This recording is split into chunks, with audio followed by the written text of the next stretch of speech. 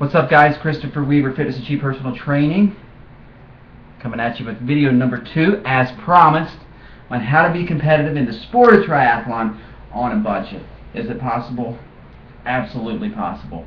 So this week, what we're going to talk about is race fees, race entry fees. Something we all got to pay. If we're going to race, we got to pay those entry fees, unless you're professional. So that's the way to save money. Go out and become a professional, right?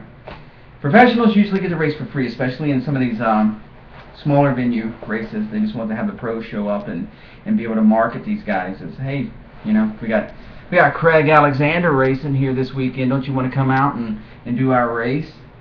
So anyway, the rest of us, we gotta suck it up, and we gotta pay those fees. So here's some things that I've learned along the way of how to save money on race entry fees. Number 1, before the season even starts, early on, I'm talking winter time, before, you know, most of us are even thinking about getting outside and running. Certainly not thinking about getting outside and swimming. Start laying it out. Start thinking about the races you want to do. Start searching races in your area that you want to do, okay? Best thing to do, there's some websites that are out there. Running in the USA, I believe is what it's called. They are like a race database all across the nation. You click on what state that you want to search for a race, and then they've got criteria and search criteria that you can press.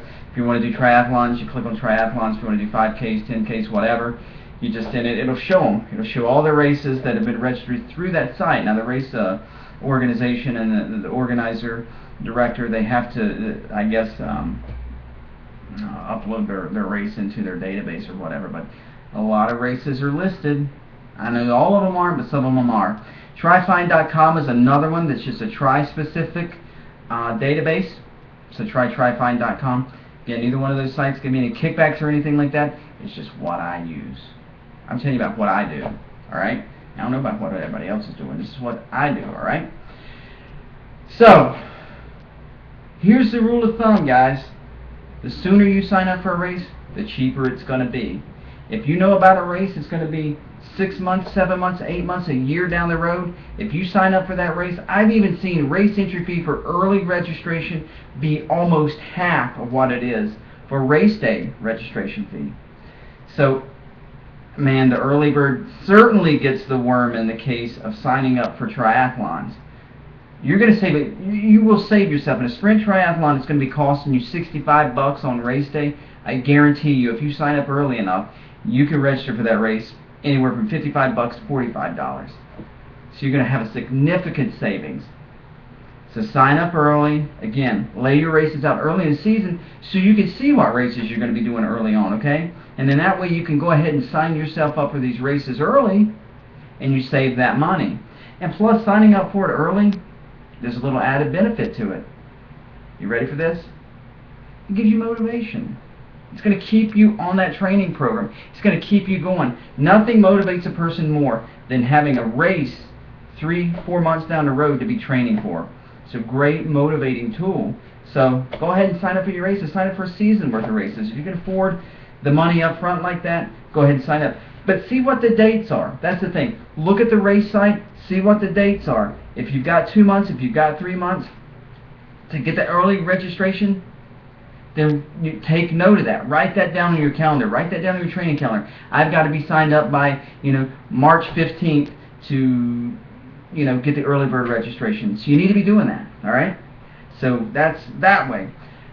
Here's another big tip. Local races are always going to be significantly cheaper than your big production kind of races. Your Ironmans, your Rev 3s, those type of races, your Xterra races. There's some new series I'm seeing, Tri-Rock.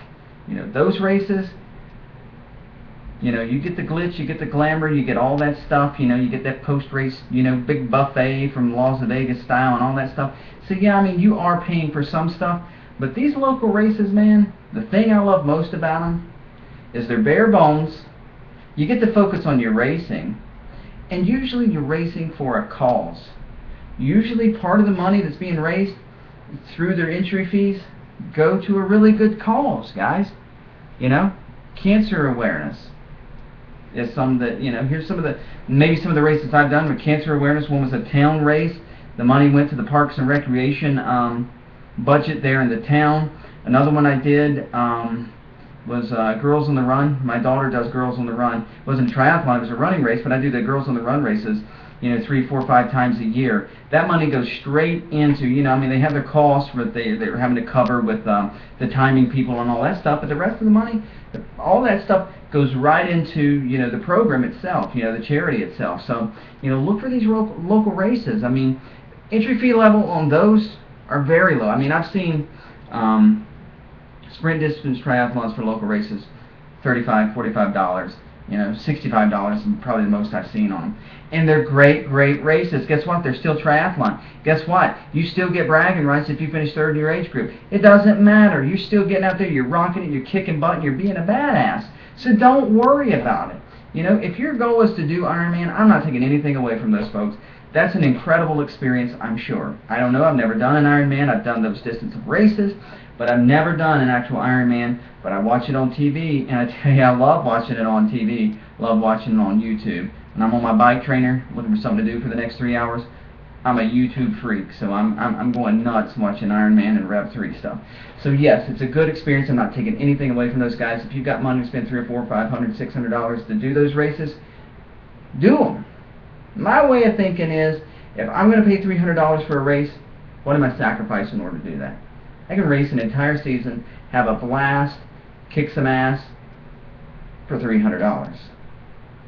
I'm just telling you how I roll. That's how I roll. You're talking about saving money and being competitive in triathlon. These are things you got to start thinking about, guys. So, yeah, do the local races. Another thing to keep in mind, I promise I'm going to keep this thing short for a video from me.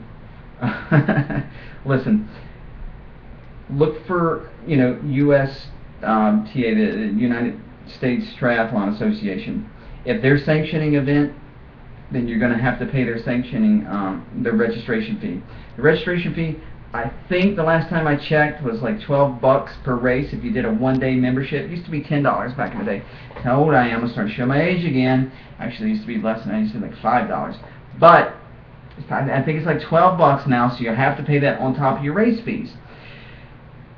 Or you can join for a year. I think it's like $60 to join for the year, but if you're going to join for a year, you got to do at least 6 races that are sanctioned before you pay for that. There are some benefits to being a member. You get a cute sticker and stuff like that. And if they're sanctioned, there's certainly, the races have to live up to their guidelines, their criteria. So there's some things, that are beneficial there. There has to be adequate amount of insurance. I think there has to be a certain number of volunteers, aid stations. The course has to be, validated to be correctly distances for whatever's being promoted. If it's an Olympic distance race, then the course has to equal an Olympic distance race. So there are definitely benefits to the USTA, or was it USAT? I can't remember. I don't know. You know what I'm talking about. The sanctioning, the U.S. Triathlon sanctioning folks. So also too, they do a point system thing, and you can race and depending on where you finish, you get points towards the end of the year. I do know folks that have been in the open class. If you're in the open class, which is kind of like the step above the age groupers, still not professional, but those guys can win some money. Age groupers win prizes. So yeah, there's benefits to doing it, but again, local races usually don't worry about that sanctioning, so you don't have to worry about that registration fee, the one day or the yearly membership to the Triathlon Association there. So anyway, those are a couple of things to keep in mind. That's saving yourself some money on races. Find these races early, plan out your season early, pay for these races early. You'll get the motivation, but you'll also save that money. And I'm telling you, triathlon is expensive, but it don't have to be ridiculously expensive. You don't have to refi the house, okay? You don't have to sell your car. You don't have to keep your kids from going to college. Just be a little bit budget-minded, man. Get thrifty. Alright? That's it. Look me up online. www.issacertifiedtrainer.com/Christopher Weaver. Check out my blog at www.punkrockwellness.blogspot.com. I'm always giving away free tips, nutrition tips, training tips, motivation, whatever. Hey, like me on Facebook. All you got to do is go to facebook.com / Christopher Weaver BS MA CFT. And you can follow me on Twitter.